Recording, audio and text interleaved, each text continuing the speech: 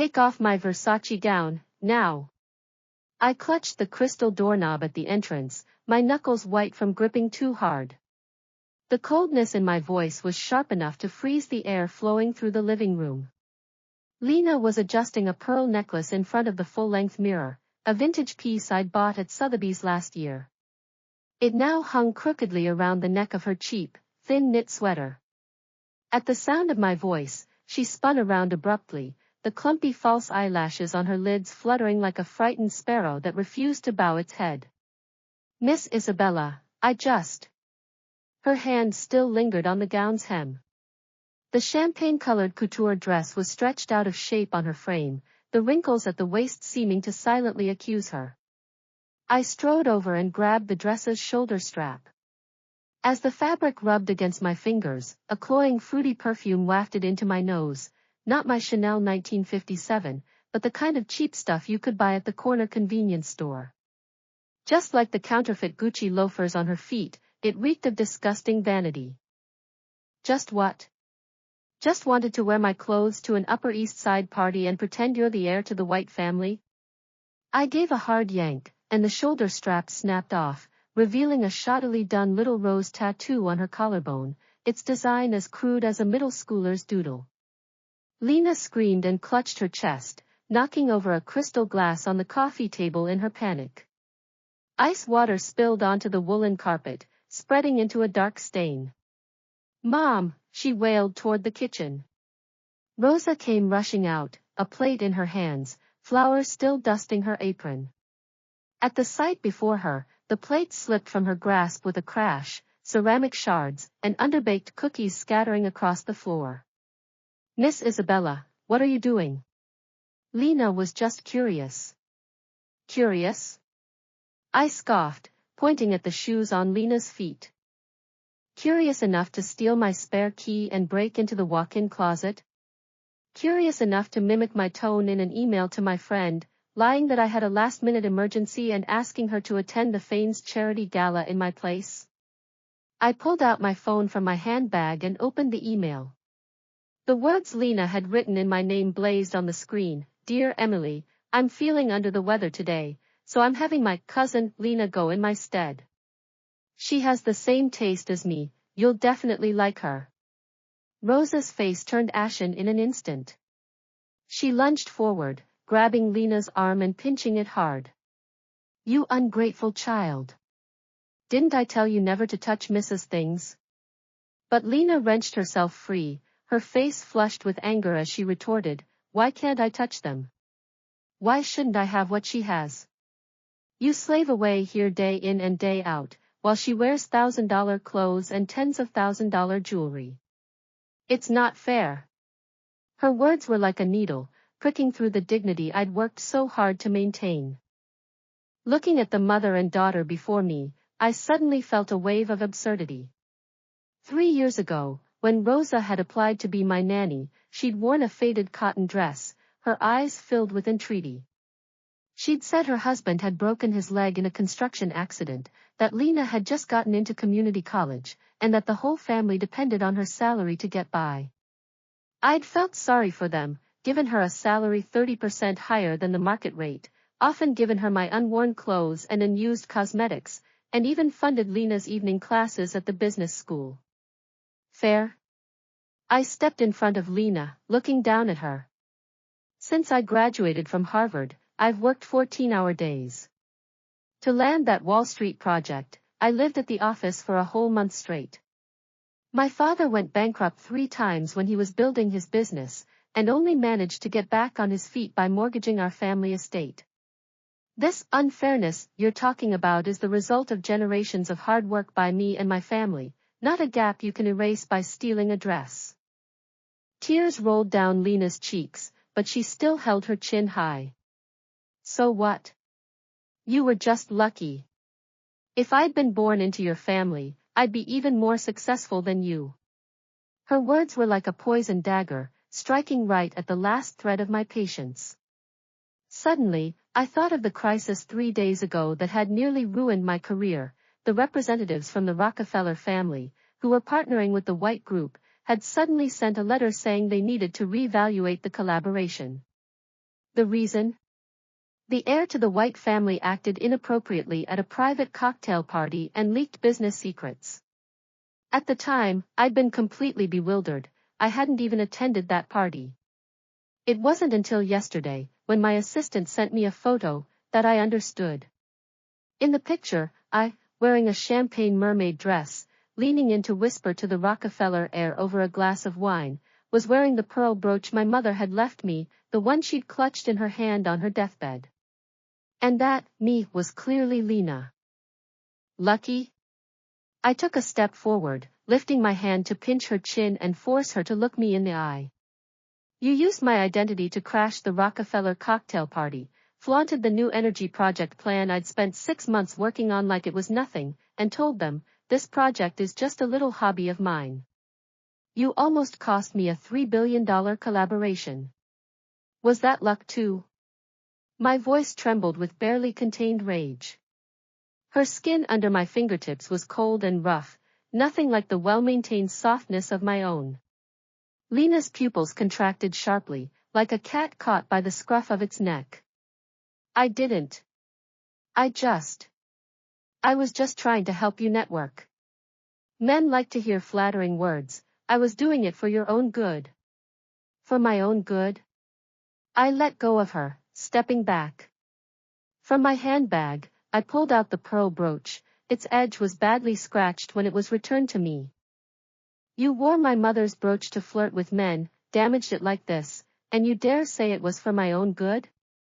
Rosa suddenly looked up at that moment, her eyes darting away as she said, I told her she could take the brooch. I thought it was just an ordinary piece of jewelry.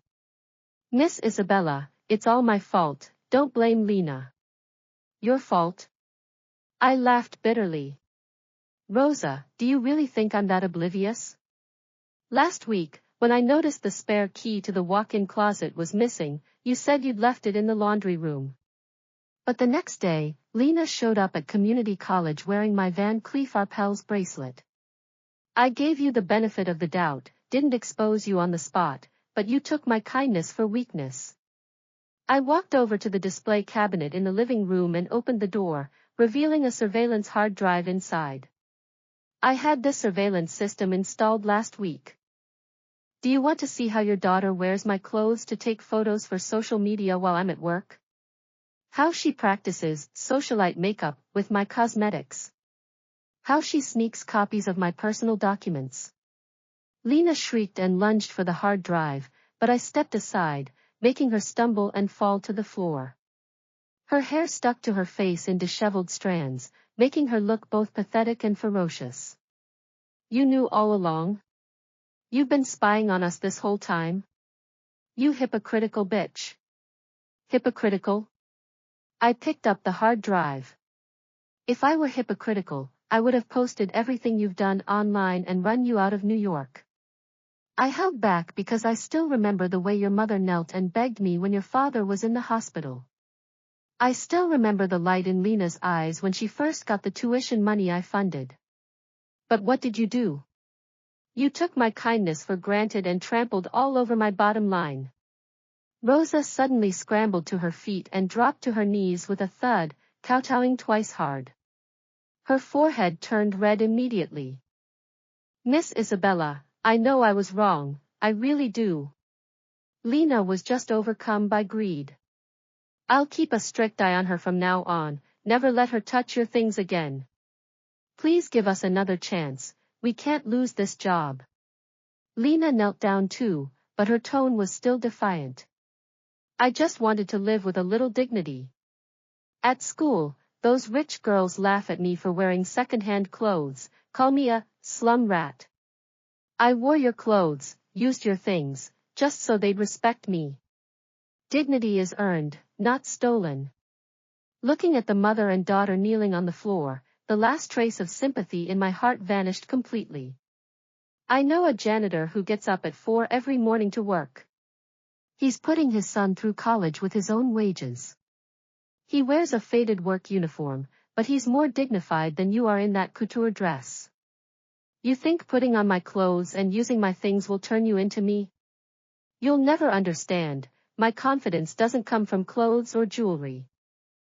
It comes from the nights I've stayed up late, the projects I've closed, the lines I've refused to cross. I turned and walked back to the walk-in closet, opening the bottom drawer and pulling out a stack of photos. This is you at Tiffany's on Fifth Avenue last Saturday, ordering a diamond ring in my name. This is the flirty chat history between you and that Miami real estate tycoon, sent from my social media account. And this, I held up a credit card bill, you spent $20,000 at a luxury store in Los Angeles, and signed it, Isabella White. The funniest part? When you went on that date with the real estate tycoon using my identity, you even gave him my father's business card. Do you know how shocked he was when he saw the White name? He's my father's old rival. You almost ruined our family's reputation. Rosa collapsed onto the floor, covering her face with her hands as her shoulders shook with desperate sobs. Lena's face turned from red to white, then to blue, until it was as pale as paper. She stumbled back 2 steps, crashing into the clothes rack with a clatter. Several expensive coats fell to the floor. I just wanted to experience what it's like to be rich. I never meant to hurt you. Her voice grew softer and softer, but she never said, I'm sorry. Never meant to hurt me? I walked over and slapped the photos and bill across her face. Because of your experience, I spent 3 whole days apologizing to the Rockefeller representatives. I slept only 3 hours a night and almost fainted at the negotiation table from low blood sugar. Because of your experience, my father's old rival mocked me with those flirty messages you sent, saying the White daughter would do anything for business. Because of your experience, my credit card company froze my account. I spent a whole week proving those charges weren't mine. Can you take responsibility for any of this? Lena flinched as the photos hit her, but she still insisted, you're overreacting. Those people don't really care about this trivial stuff. Overreacting? I laughed in anger. What do you think high society is like? Like the gossip you hear at the convenience store? Everyone here watches each other through a magnifying glass. A tiny mistake can be blown out of proportion, enough to ruin a career, even a family's reputation. You don't understand that because you've never truly been part of this world. You're just a thief hiding in someone else's shadow. I took a deep breath, trying to calm the rage burning inside me. As the heir to the White family, I'd been raised to know that anger solves nothing, calm and reason are the best weapons. Rosa, I said, looking down at the woman on the floor, you should know that impersonating someone else is illegal in the United States. Lena's actions alone are enough to get her 6 months in jail and a $50,000 fine.